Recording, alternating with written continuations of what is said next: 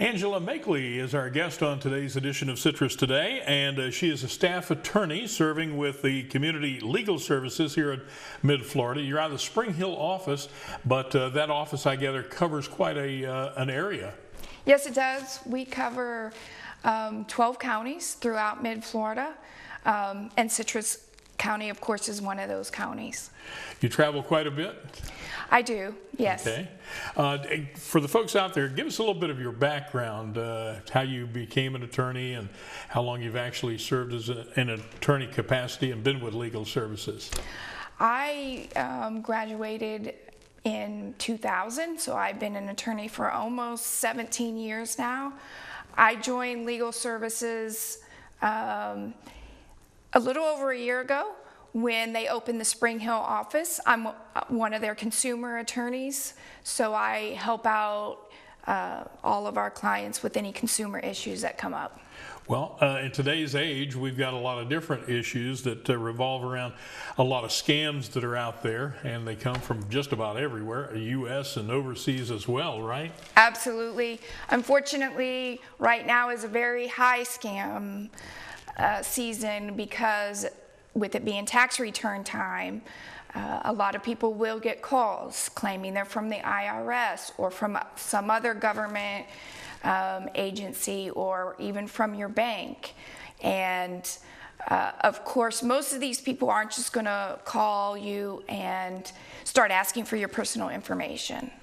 The best thing for people to do is to get the information, hang up, and call that agency back. That way you know for sure that you're talking to that agency. As most of the time I gather happens, they give you a phone number. It's a phony number. Yes. And today, of course, we have IDs on our phone that show us the phone number they're calling from. So if it doesn't match up with that number, also something probably wrong, right? Yes, absolutely. But they are very sophisticated. They have fake web addresses that they'll send you to. They have spoofing numbers where they make it appear they're calling from somewhere else or somewhere local. They make it very believable.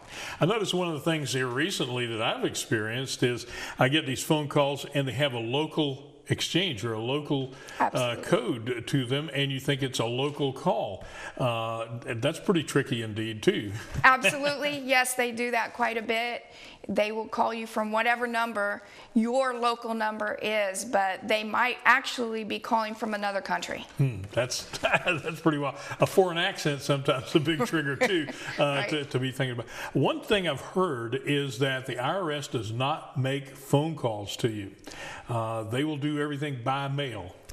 Typically, yes, they will reach out by mail. They have sometimes that they make calls, but it's easy just to hang up with whoever, look up a number for the IRS, and call them back. Don't assume that the person on the other end is actually from the IRS, because that's going to be very rare. One of the other big scams I know that's going around too is through the mail. You get the stuff that says you've won this or won that, and then you make a phone call and they'll say, well, we need your account number for your bank so we can deposit that money in there. And it's just a trick to get your account number. If they have your account number, is that all it takes really to drain your account? Yes. Yes, that's all it takes, and that is a very common scam as well. I always recommend to my clients, if you're not sure, feel free to call our office. We are happy to do the research and be those eyes and ears for you. Now, is there a charge to your services? No, anyone who qualifies for our services are free of charge. We service low-income people, and seniors over the age of 60 have no income requirements. So. Okay, that's good to know. Yes.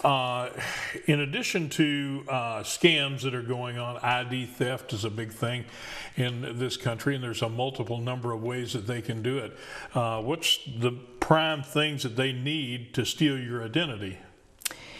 It doesn't take much. A lot of people assume they need your full Social Security number, your full address, your full name, but they really don't.